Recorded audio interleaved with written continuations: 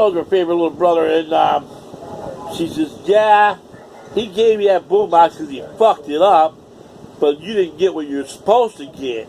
And I'm not saying nothing else. She did like this. I'm not saying nothing else. That's some bullshit, David.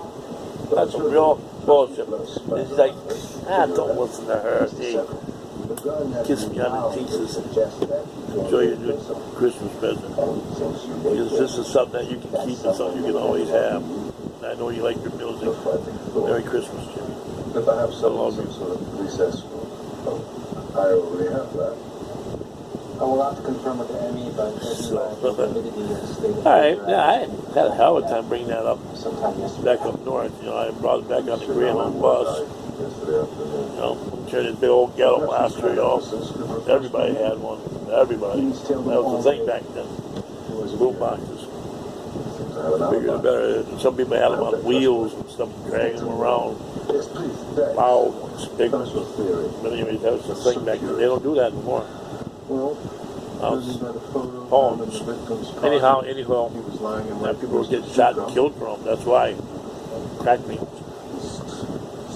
There was like one big high time of, you know, America's great, you know, and then all of a sudden, bam, you know, poverty level went down to nothing. That's what I said. You got anybody seen you with a boombox here, jack your ass and take it. Either you give it up or they shoot you or eat you up, whatever, and take it from you. So anyhow, you know, so I was up north. I got up on the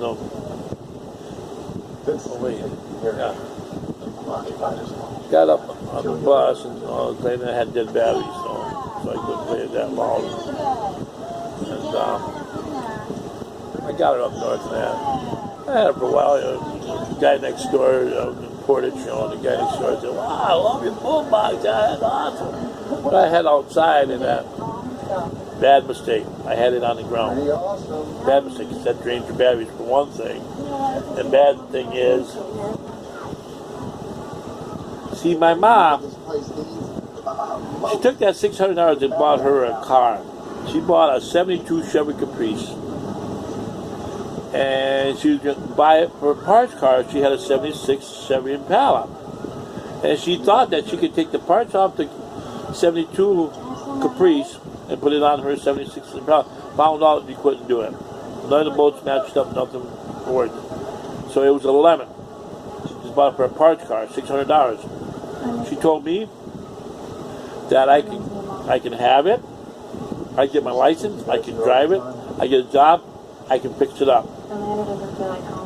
So here I am, you know, buddy next door, you know, and got the boom box on the ground and that. First thing I had to do was get a battery because I drained the battery. Had an old man next door charging it up for me and stuff. It was a die-hard battery, old die-hard battery, real heavy old die-hard battery. Oh, I just hate taking that thing out and putting it in. But back then, that 72 Chevy Caprice, that was a hard steel car. That was a solid car. It had holes in the floor and that, and I fixed that up, you know, with rivets and sheet metal. I fixed it up in that. Silicone glue, you know. Got me a job, busboy. That's when I worked at Lord Companies. And that's when I ended up with Judy Smickle, and I got my license. Got my license. I gave him the keys. Anyhow, first thing I put a stereo system in it. First thing I did. Speakers, stereo system. You gotta have music, right? But then I started messing with the spark plugs and stuff, with the carburetor and that. I got it running. I actually got it running.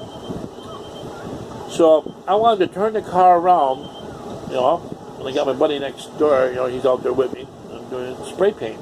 And I wanted to spray paint it, you know, white. It was brown, and I wanted to make it white. So the sun was aiming this way. And I was spray painting in the shade. I didn't like that. I wanted to spray paint it in the sunlight so it bake it in, you know. So I went to turn the car around, not thinking the boombox is behind the car. So I get in the car and I start her up, I put it in reverse. And just as I'm backing it up, I noticed the car kind of tilted up a little bit. And the guy next door, he's like, "Stop! Stop! Stop!" the box. I had the music cranked up, like, what the hell is he yelling about? So I put it in park, and I got out, what are you yelling about? The box, the box. I walked around here, and the tire is sitting right in the middle of the boombox. Both speakers were up in the air like this, and the tire was right in the middle of the boombox. Brand new tires, just bought them, road runner tires. And the tire was right in the middle of the boombox. I mean, the boombox, each speaker was up in the air like this, and it was still playing. Like, oh my God! So I got in the car. He says, "Pull it forward, pull it forward." And I pulled it forward. He went slowly, and he said, as I pulled it forward, it slowly went back into shape. Like, wow! Back then they had good, tough plastic, tough plastic. And it was built solid. It was a solid boombox. But then, I don't know what happened though. It was plugged in, and when I ran it over, somehow the wires touched where and burnt out the circuit panel for the AC. It worked on batteries, but not AC after that. So it was all fine and dandy, and I put glue on it and shit. Pasted it back together. The back was kind of broken up in that where batteries were in that. So I did my best I could, with something you want. silicone glue in that. Got it back together and that. But it did not work on AC. I took it apart and tried tinkering with it, whatever. It would not work on AC. But it worked on batteries. So I went through a lot of batteries. Anyhow, anywho, after my mom died that same year, after I got my license, so at least she stayed alive long enough. They usually say parents would keep themselves alive until they see their last child grow up and be somebody, so they know they're gonna be able to take care of themselves.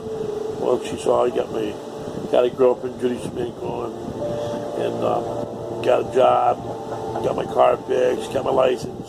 She figured it's time to let herself go, so she had pneumonia. We told her to go to the hospital. She ignored us. One day she woke me up and said she couldn't breathe. And I said, what am I supposed to do? You want me to call 911? She goes, yeah, call 911. And then we knew once she goes in, she ain't coming out. No. She lived for 5 days, just like my dad did. I found out 15 years later from my Aunt Ruth Graves, told me that they gave her a shot of penicillin. And we all knew she died before penicillin. She was allergic to penicillin. She had the brace on. This patient cannot have penicillin. And all these years, they never told me that they gave her a shot. We could have sued the hospital. They killed her.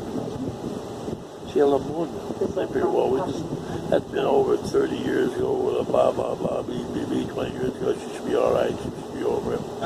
Let's just try it. They gave her a shot of penicillin. She had a heart attack, went into a coma, and that was it. So here we're sitting and looking at my mom in a coma.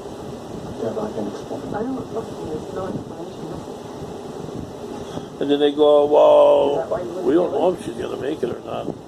Do you want to unplug the machines? The machines are keeping her alive. I said no. But everybody else in the family, like, my sister wasn't there. I don't think my sister was there, but, it seemed like Wendy and Penny, and they said, oh, she suffered enough, just unplug it. It's time that she goes. They didn't seem to care about her anyway. That mean a lot. That's why I guess I don't have nothing to really do with none of the family. But they unplugged it. I think Wendy was in control of the situation. She unplugged it. Was that turning on or something? I don't think she could stab it. They called her skinny, scrawny, runt of the family. And everybody else was all fat and big.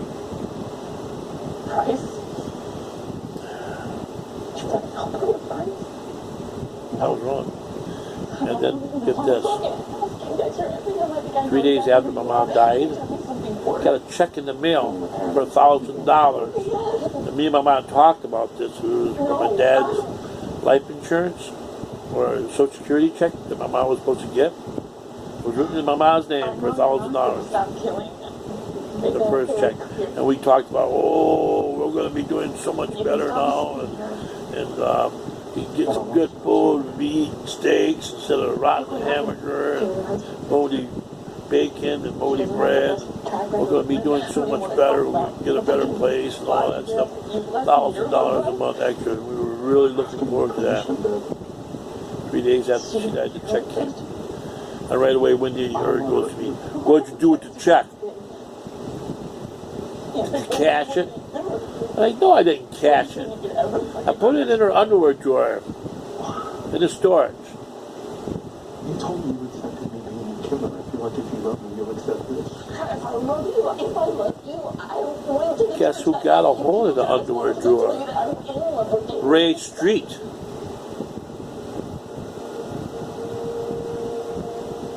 Lost everything in storage. He bought everything for $100. They auctioned off everything. He heard about it in the paper and he went right there right away. He got everything. He got my mom's stuff, my sister's stuff, my stuff, and my dad's stuff. My dad had a motorcycle in there and everything. He got everything for $100. And he told me and my sister, if we want anything, pay him $100 and we can have it all. And we said, you know what? Keep it. Just fucking keep it. We don't care. We don't want nothing to do with this shit anymore. We're done. Done with all of it. That's how fucking family is, eh? I didn't mean to say that. So now you guys know. I don't know what's weird. Fucked up. All this shit that I've been through. No, you don't feel the same. I don't know what started all this. I don't even know why. That's my story and I'm sticking to it. I feel better now. You guys are like my counselor. I'm feeling better. I never told nobody all this. Until now. Maybe they're not cocaine. Maybe that's what started. My teeth.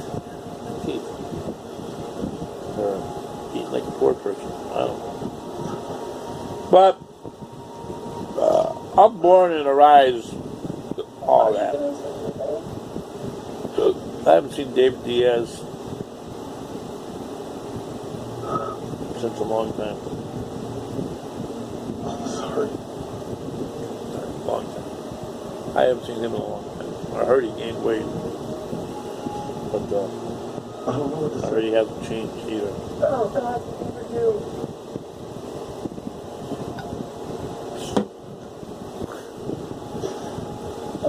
Just go. I really actually love you. Kind of disappressed.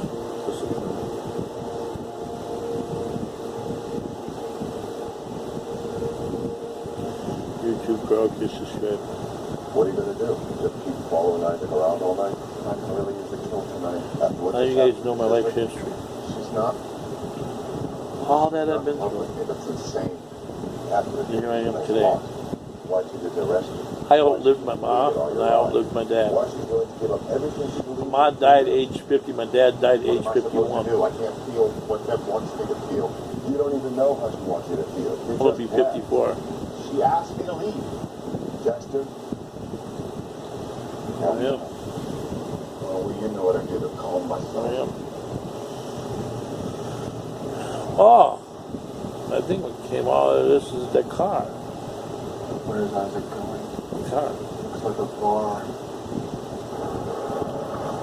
Car.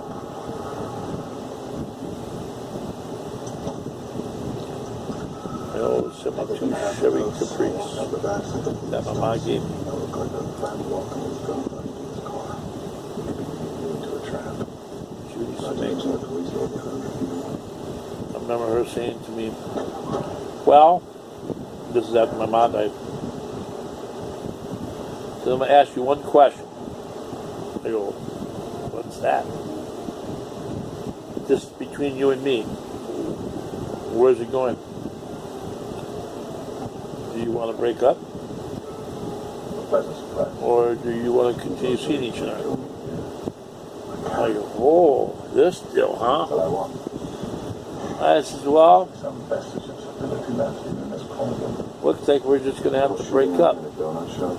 What? It looks like we're going to have to break up because I'm not going to have no place to live. After my mom died, see, I was living with my mom. After my mom died, Conrad Nielsen made me move.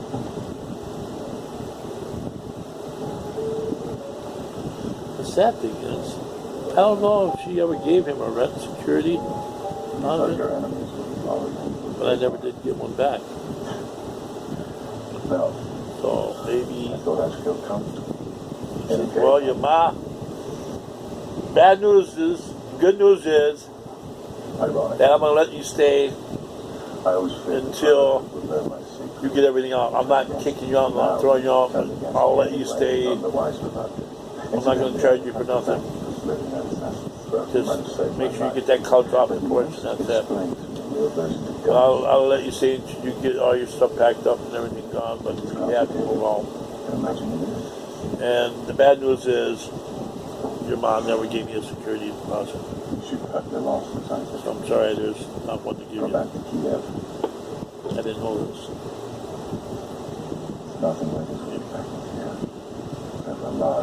Because I could have used that money. I had enough. I quit my job, lost my girlfriend. All I had was that car. So I got a U-Haul trailer, put everything, all that storage, all our stuff in that storage. And I took all my mom's stuff. I didn't even look at it or nothing. I just turned my head, took the drawer, dumped everything in the bag. I didn't want to see her underwear or nothing. I didn't want to see none of that. I dumped it in the bag. You know. And that thanks to you. Check and all. People were saying, you know, Carl, Because of me, because of this vendetta. you probably could have cashed that check because if you were living with your mother at the time when she got it, it could have been written off in your name. I'm sure if you would have talked to the state saying, hey, this is my dad's SSI, I'm the last child of him. My mom just died and I was living with my mom when she got it. You know, and I can sure use this to pay the rent and bills. I don't have a job right now. That's how that is. I should have, I believe I should have been entitled to that check. Because, you know, if I were to have children and if I were to die, I believe the children, you know, like if my wife died or whatever, I believe the children should get the money. I earned that money. They earned it by being my children. They're my blood.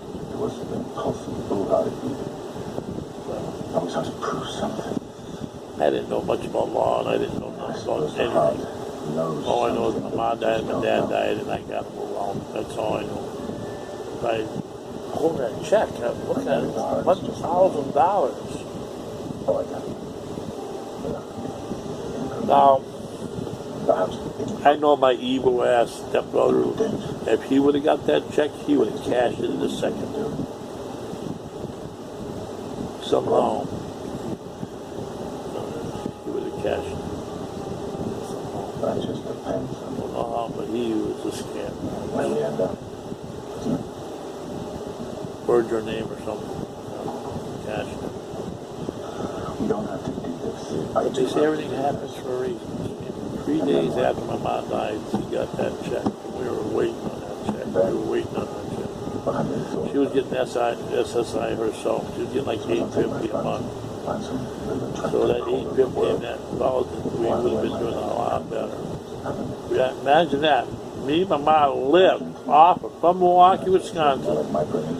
We lived off of $850 a month. My mom knew how to budget her money. She didn't have much for bills. Everything back then was cheap too. But she had a bad heart. She had a hole in her heart the size of her silver dollar, so she was getting SSI her whole life. And every year she got a raise. Every year she got a raise. It's a shame, really. Under different circumstances, I think you could have been great friends. know what? I'm going to save the rest of this. I'm going to take this to work tomorrow. I'm done. YouTube crowd just subscribe.